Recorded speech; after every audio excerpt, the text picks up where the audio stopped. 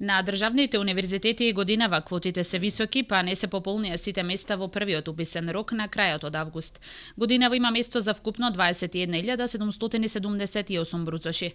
Најмногу места има на Универзитетот Кирил и Методи во Скопје за вкупно 11.661 студент. За вториот уписен рок има место за 6.601 студент, од кои 2.294 редовни, 3.358 со кофинансирање и 949 вонредни. На Универзитетот Климент Охридски во Битола распишани беа слободни места за прием на 3.635 студенти, од кои за вториот уписен рок останати се 2.760 слободни места. 1.293 за редовни студенти, 906 со кофинансирање и 561 вонреден. На Универзитетот Гоце Делчев примаат вкупно 5.037 бруцоши, од кои за вториот уписен рок слободни места има за 3.748 студенти, 2.079 редовни, 973 во квотата со кофинансирање и 696 вонредни. На Државниот универзитет во Тетово вториот уписен рок трае до утре, а слободни се вкупно 3.185 бруцошки места.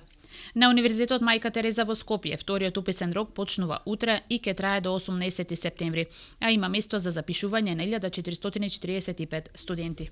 Според првичните информации на првиот уписен рок најголем интерес имаше за Факултетот за информатички науки и компјутерско инженерство, но добро поминале и филозофски, економски и Факултетот за електротехника и информациски технологии.